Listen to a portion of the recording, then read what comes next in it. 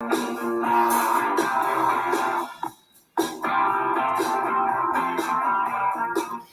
good evening, everyone, and welcome to Navigating Leadership. We are here tonight on a Sunday night to do a Principals Roundtable, one of the most exciting nights of the week for me. My name is Dean Packard. I'm the principal of Charlton Middle School in Charlton, Massachusetts. And Sunday nights for me is something special. Anytime that you can come together with other principals from around the country and discuss topics that are germane to the job that we do every day, we're all better because of that. At this time, I'd like to kick it over to my good friend and co-host of Unlock the Middle, Principal Chris Starcheski. Chris, how are you tonight, my friend?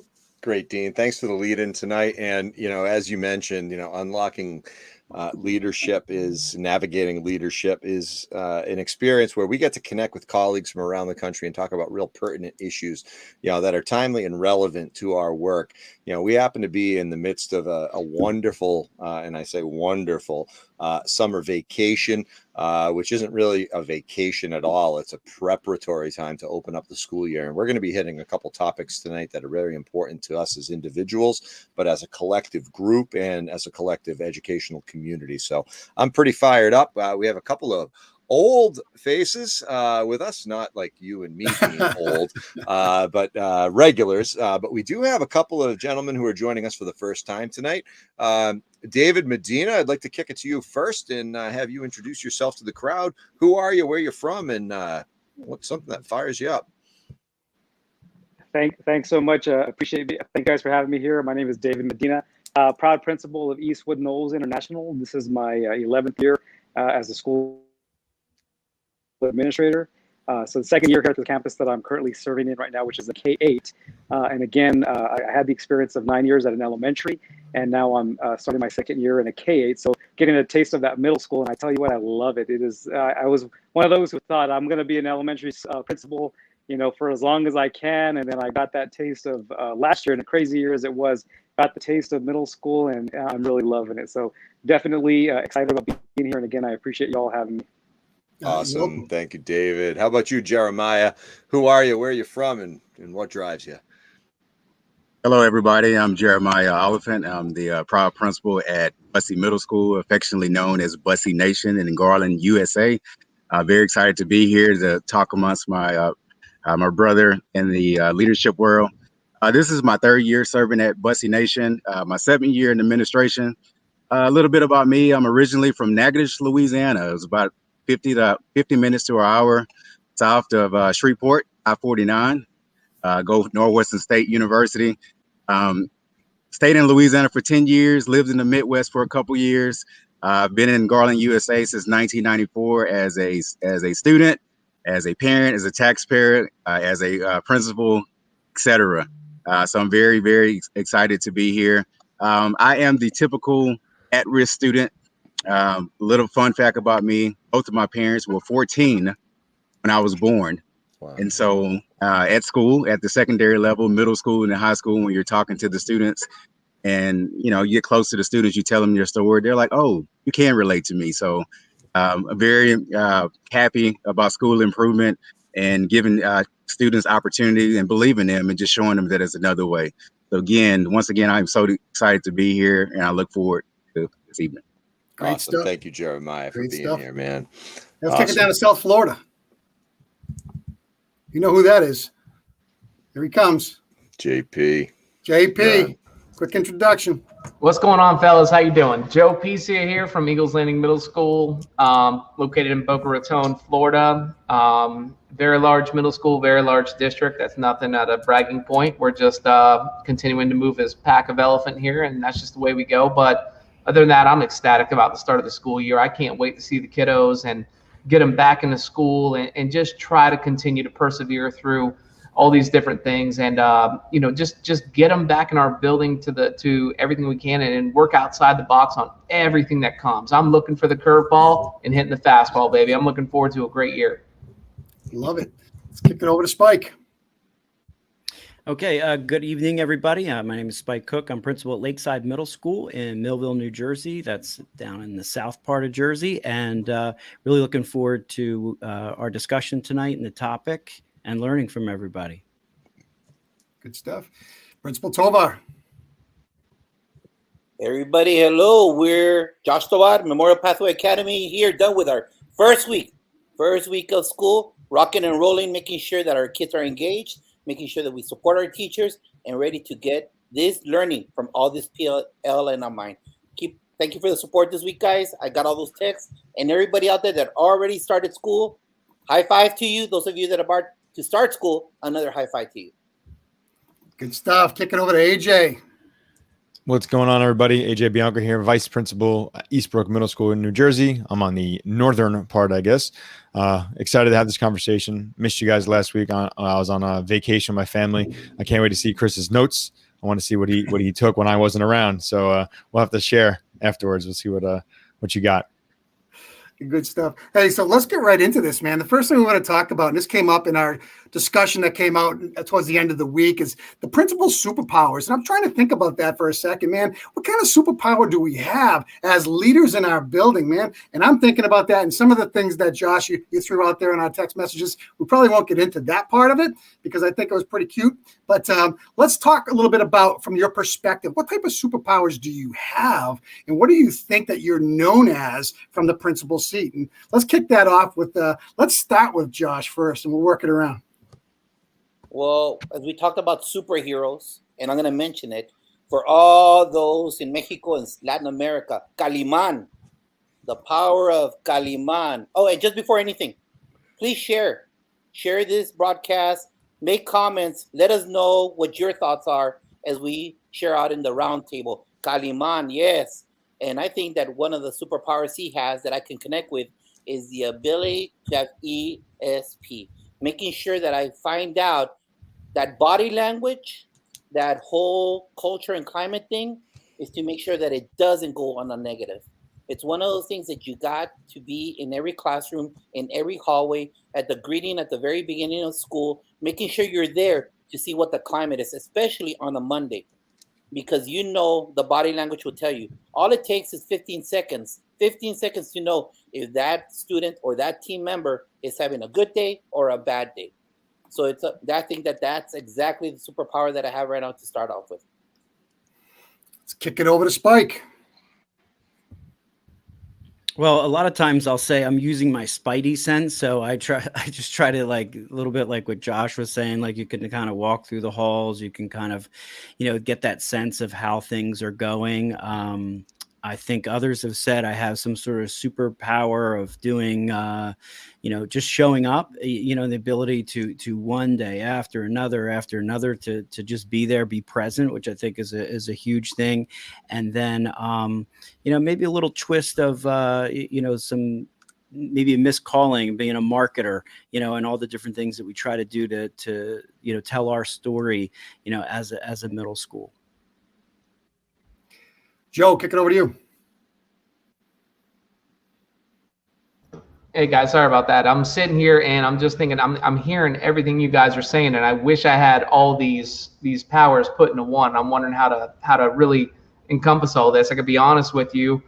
Right now, I don't know if it's a superpower or just really kind of being like Rocky Balboa and just being able to take every hit that comes to me and keep moving forward. Because it's not about how hard you hit, like you said in the movie. I don't know the exact quote for my Philly fans out there, but I can tell you, he said, life ain't about how hard you get hit, how hard you can hit. It's about how many times you can get hit and keep moving forward. So that's me. Okay, I'm working with all the crew. It's grit, it's resilience, and we want that to roll off to our students and keep moving forward. Jeremiah. Oh, yes. Thank you for the time. Shout out to the Marvel Cinematic Universe. I think the superhero, and it's debatable if he's a superhero or not, I think he is Captain America. I often tell the staff I'm not the strongest. I'm not the fastest. I wasn't the best teacher in the classroom. But I am, I would say, accomplished in all areas. And I do a good job of listening and leading people in the right direction.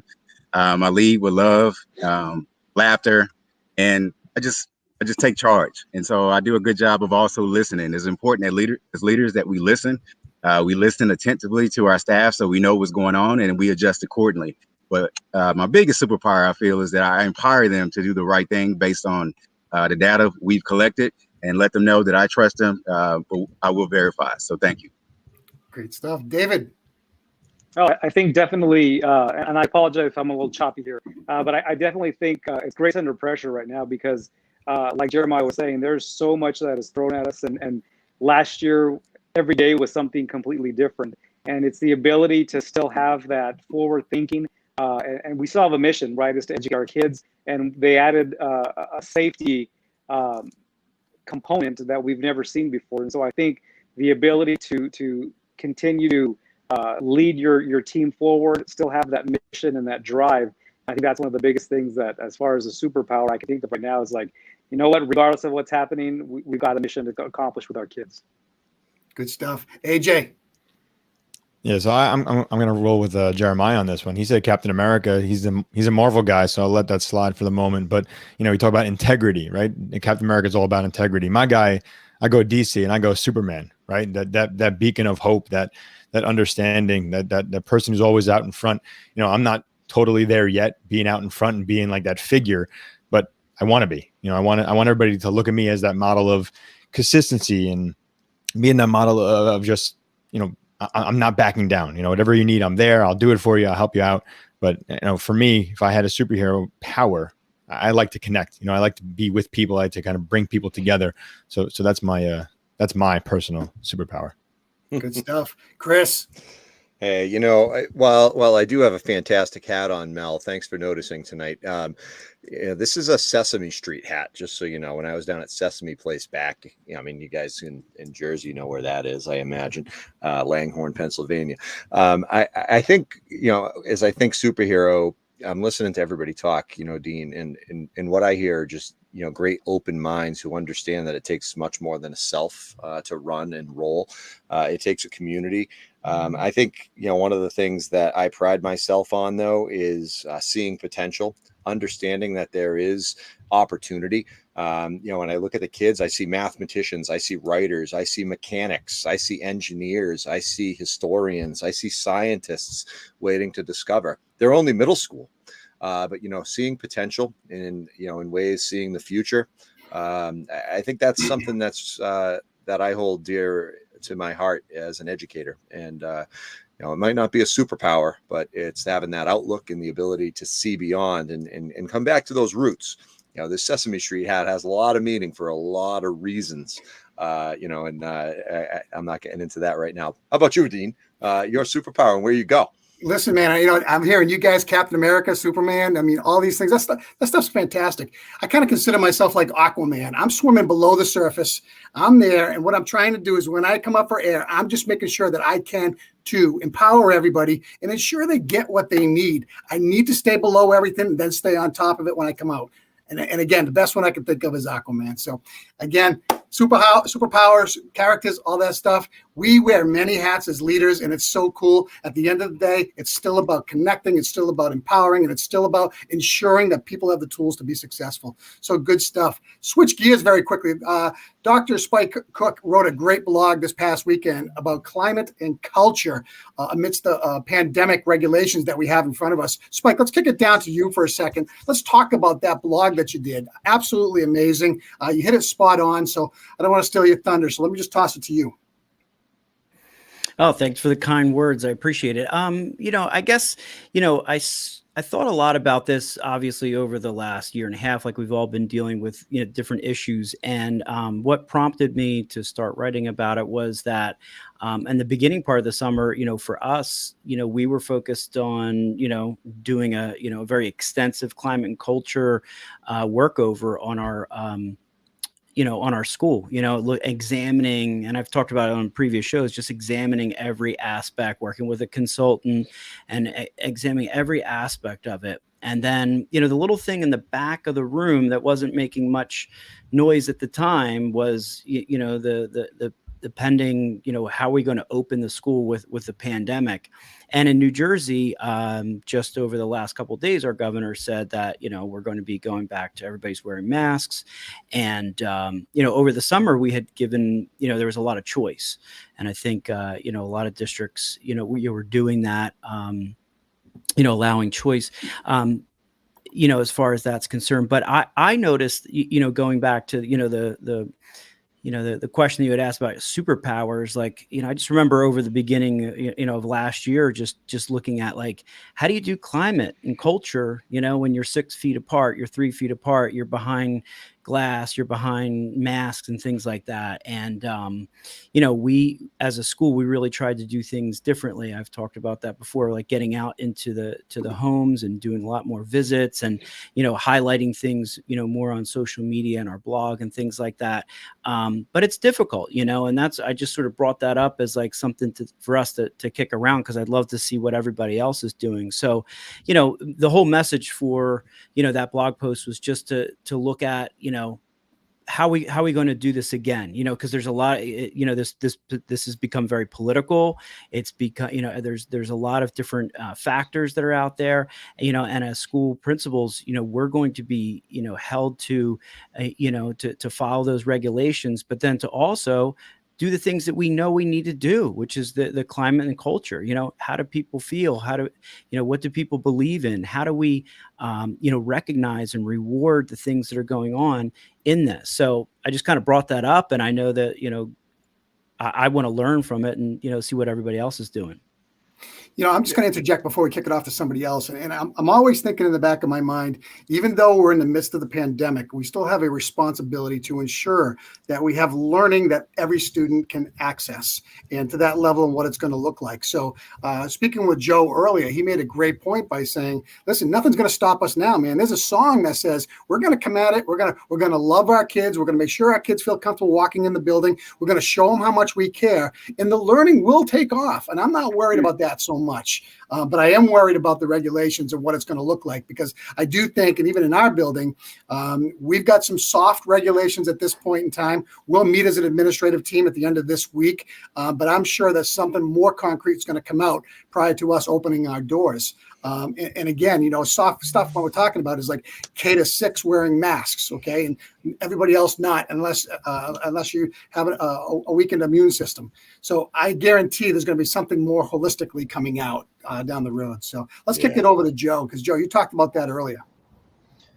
Yeah, and Dean, I'm going to be quite honest with you. It's not that I'm into any kind of wondering if something's going on, but it seemed like they let us enjoy our summer before they hit us right before we came back, and things got real fast. So as that time gets closer for other school districts and schools to open up, things may start to, head that direction. So just being prepared. I think, from everything that we spoke about just thus far, it's really, and Josh points to this all the time, they're going to be looking at us. They're going to be seeing how we respond to this adversity, and we have every opportunity to be a leader in these points. The thing about these times when they take place, Marjorie Stoneman Douglas, the things that we have encountered as principals just over the last 3 to 5 years have all given us opportunities to lead.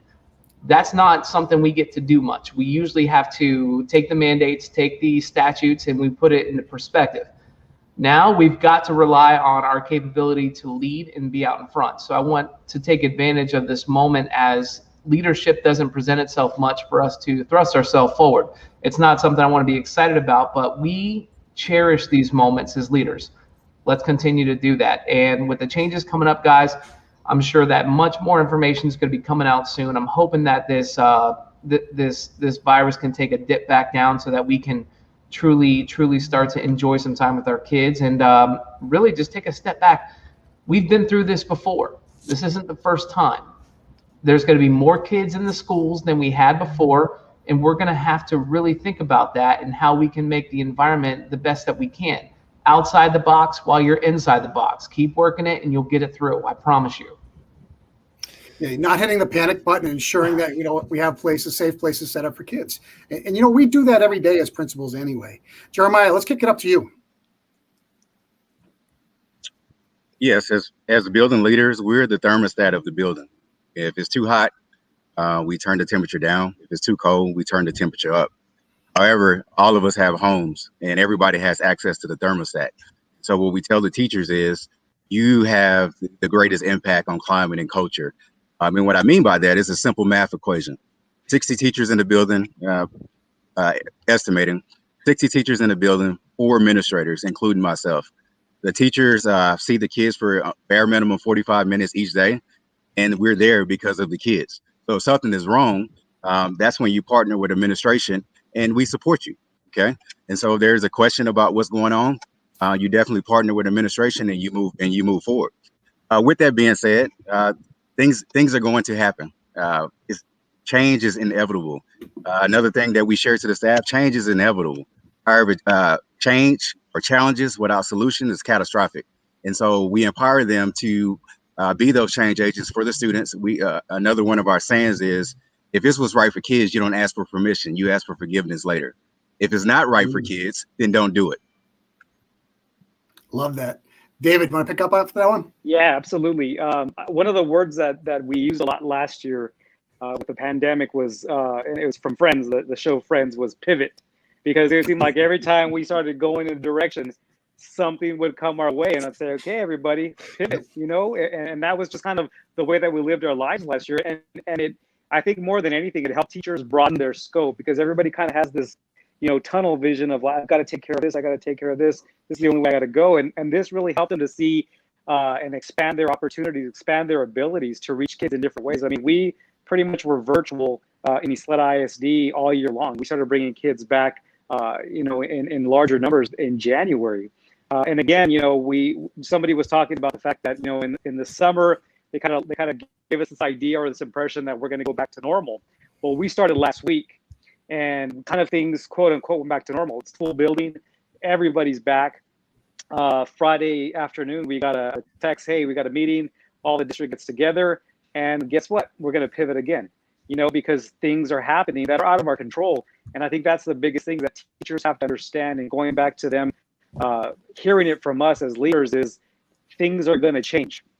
Don't get cozy with what's going on right now, because very well we're going to have to pivot at some point in time. And here we are, week one, and we already have to pivot a lot from where we started. So I think, again, being out in front, sharing that with them. There's nothing that we can hide from them right now. We have to be, just able to talk with them about anything and be available for them at any time.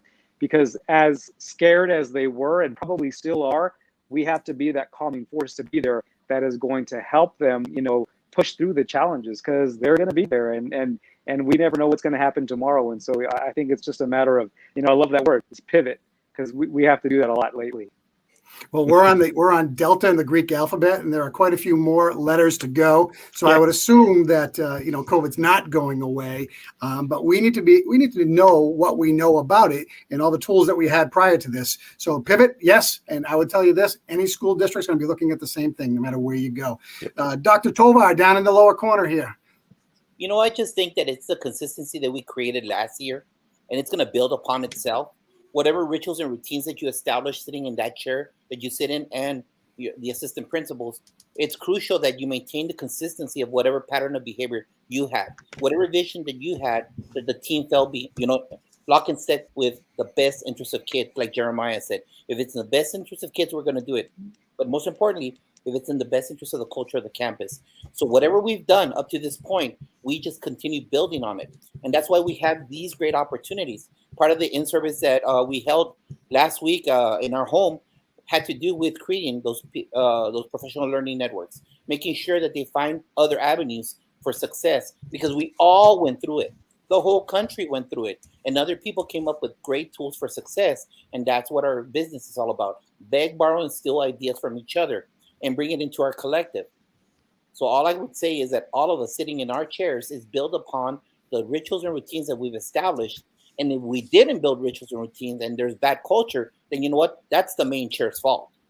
Because regardless of, we all know this, sooner or later, climate and culture starts and ends. Alpha, Omega is with the main chair.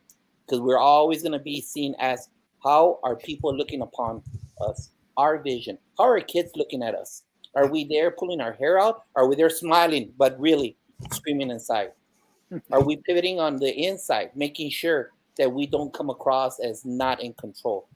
And that's one of the things that I feel that everybody that sat in our chair last year did. They were able to do. They held a successful collective together.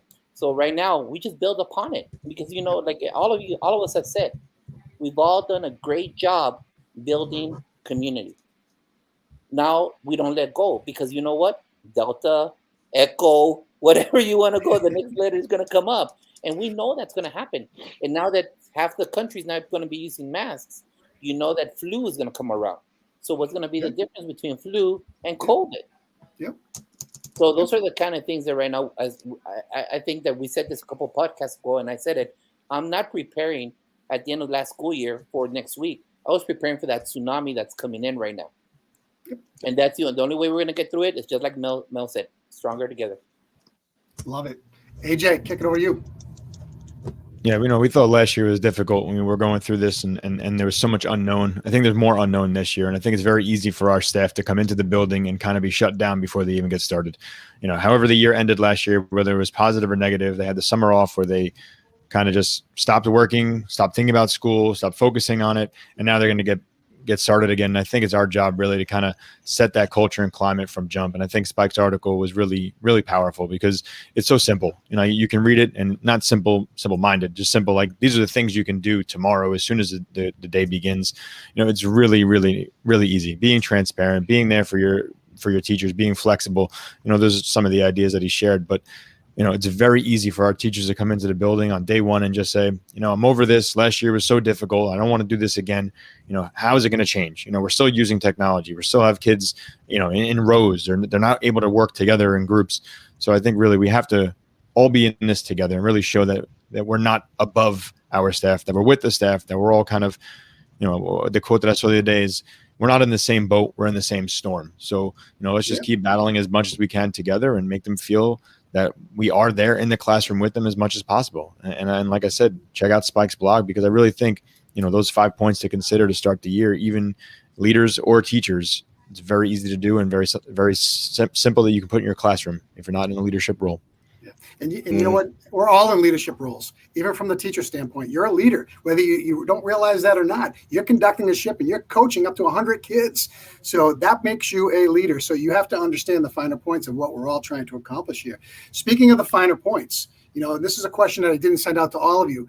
As you're thinking about your kids matriculating back into your school, what are some of the ways you're connecting with them to make them feel comfortable and letting them know that they're going to be safe and that you've got their back and you're going to work with them?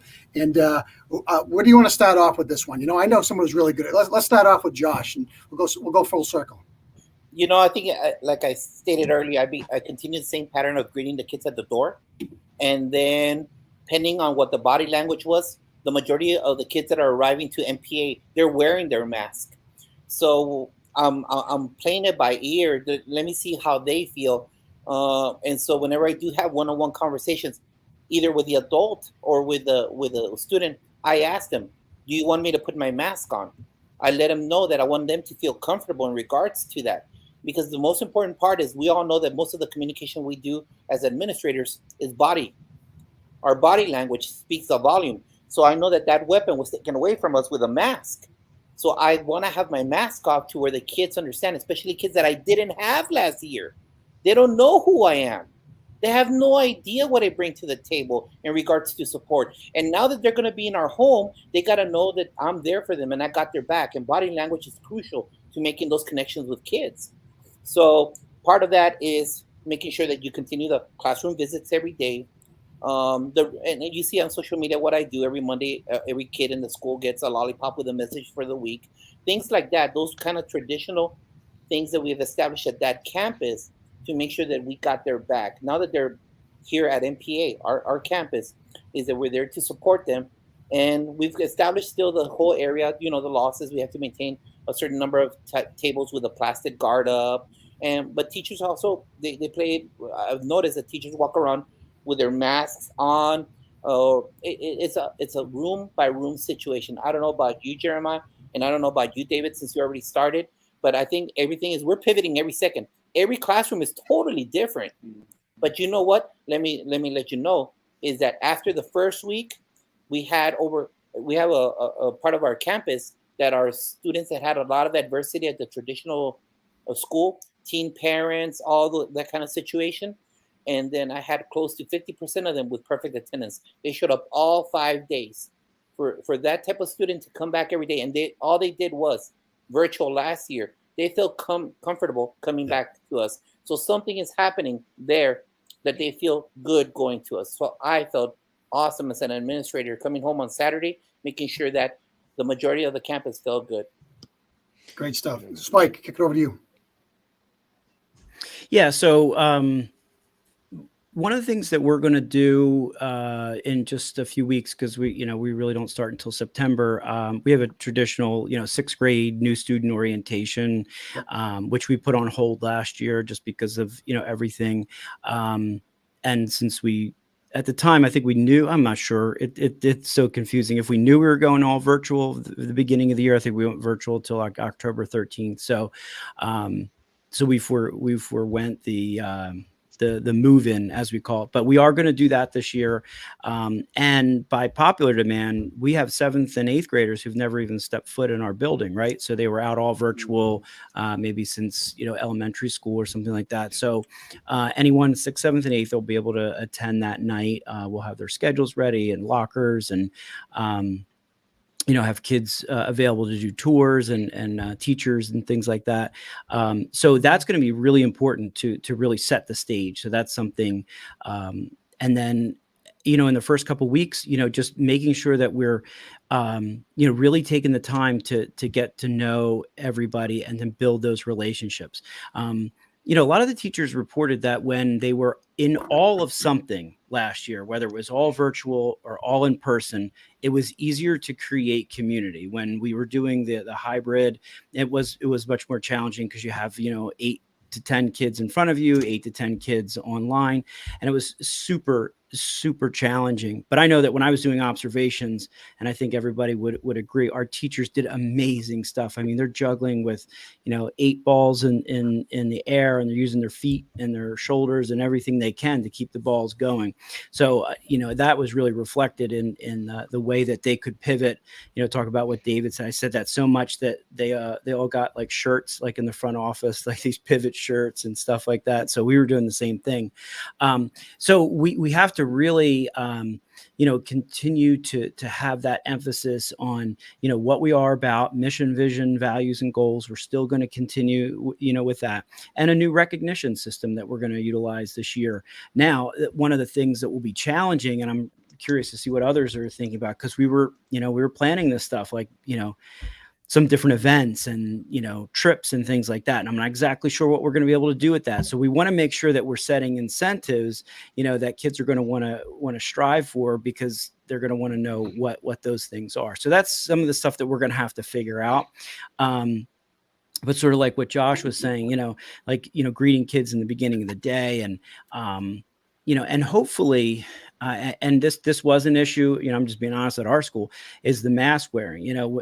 Proper mask wearing was required, and it will continue to be required in our school, and it sounds like our entire state. So we did have issues with that, where we would have to, call home, talk with kids about proper mask wearing, and try to use that progressive discipline model. And because it can get difficult. The last thing that I'll say, though, is our mask breaks were amazing. Kids were out, they were playing, and then over the summer we created a outdoor learning space so that the teachers can utilize that. We have a mindfulness walk and things like that. So there's different things for them to do. We have a couple portable classrooms that they could pop up if it's nice. So those are some of the things that we're going to try to do, make connections with kids, Dean.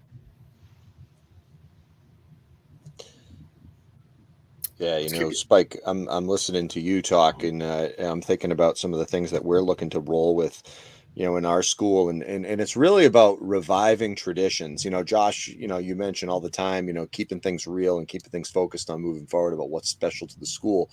It just was so challenging to be able to have some of those traditions in previous years. And some of the kids, like you just mentioned, Spike, have never been in our buildings. Not just our transition year kids from last year who were part of our community, kids who are new to the district and moved in from neighboring school districts, letting them know who we are and what we stand for with engaging activities. So, we really want to get off the ground running and bring back some of those powerful experiences related to community. High Five Fridays, with our local police department, local fire department, our senior high school mentors coming down with the drum line, greeting the kids as they get off the bus, being able to do those types of things. We want to hit that hard. We want the kids to understand that life in school is more than 750 to 220 bell to bell and what happens there. We've got life, we've got culture beyond the school day that we want to get kids involved with, parents involved with, and extend the community center feel. Who knows what the regulations are going to tell us to do, whether we're going to be, wearing these or not mandatory. Bottom line is this, and Josh hit the nail on the head. Every kiddo, every student who comes through our doors needs somebody to advocate for their perspective, to make sure that they feel welcome, that they feel understood, and that they feel the love. And if we honor that by seeing a kiddo wearing a mask and we're around that kid and we toss the mask on, if we see kids who are unmasked and we're comfortable at taking our masks off if we're not required to, you know what? We got to go ahead and let them know that their opinion matters, their choice matters, and that they are a part of our school, and we will help guide them and advocate for their perspectives. We need to take the political, decisions out of this and make sure that we're focused on the feeling, we're focused on the care, we're focused on the minds of every one of the individuals in our school. Chris, and I just want to take it and run with it for 1 second, because as I'm looking at the next 3 weeks before students come back, we have a lot of room here to be able to really make connections. Like Spike said, we do have an orientation open house coming up for all new students and all incoming fifth graders. We have a food truck. We'll have music blaring. We'll do all the things that make your school that place. You don't want it just to be, I got to go there to do my math, ELA, social studies, and science and get some unified arts. I want it to be a place that they come and say, I love going here. So a couple other things that I'm looking to do right now. I sent out a personal interest survey to kids. How are you feeling? What can we do through a Google form? What can we do to meet you at your entry point prior to coming to school? I probably have half the student body already responded to that survey, telling me where they're at, how excited they are, and telling us where their anxiety is, where their trepidations are. And what we're doing with that is I'm going to have that to the counselors out in front. We're going to make those calls. I'm doing individualized personal tours for kids who are showing any signs of anxiety, letting them get in here. We have a scavenger hunt planned so the kids will be able to do their lockers and go through everything. All that stuff is super important to give the kids the foundation they need to be successful. So, and I know you guys probably think the same way that I do. That's setting the table up for them to be successful. And I'm going to use social media every Friday, whether it's TikTok, whether it's Instagram, whether whatever. I'm going to throw it out there and just let them know that we're there for them. That's why we are at our school. Our kids deserve to hear that from every person, whether it's me, my assistant principal, whether it's the head custodian, the cafeteria workers, teachers, it doesn't matter. We're one learning community. And the more we push that out and the more we sell that, the stronger we are. Let's kick it down to Joe. Yeah, couldn't agree more. Couldn't agree more with everything here. I took some notes and obviously put some check marks next to the things that we're going to be doing. Just getting the kids ready. And to be quite honest with you, it's just a matter of respecting the variables. And it also starts with the staff to make sure we're doing the same thing. We're not anyone different than the students are. We're all going through this together. And so I spoke to the staff very strongly about this last week. And I said, if your expectations are for A, B, and C, you can't excuse yourself from B because you're a staff member. We've got to do the same thing. And so we're going to really lead by example the best we can. But then I'm also going to ask my students to be leaders the best they can, and let us know when we're missing those boats. And to be honest with you, the surveys are great. The students do give you honest information. I really truly believe that, because they're not in a situation where they're gonna have to joke in front of their friends or act like a clown. When you put them in a survey and they get it on their Chromebook and they fill it out, you really do get some great responses and some things that you're not accustomed to. Treat the kids a little higher and they'll live there. You treat them a little higher and they'll rise to that occasion. That's just all I can say at this point in time. You treat them like a bunch of kids, they'll act like them. Okay, just my 2 cents. But I'm excited, man. I can't wait. Good stuff, Jeremiah. Yes, at Bussy Nation, our 2021-2022 word of the year is intentionality. We're intentional about reconnecting with the students and the community. That includes parents, stakeholders. I'll help paint a picture by a timeline. On July 27th, we had our 6th grade orientation that we call Hoop Camp, as our mascot is called the Owlets.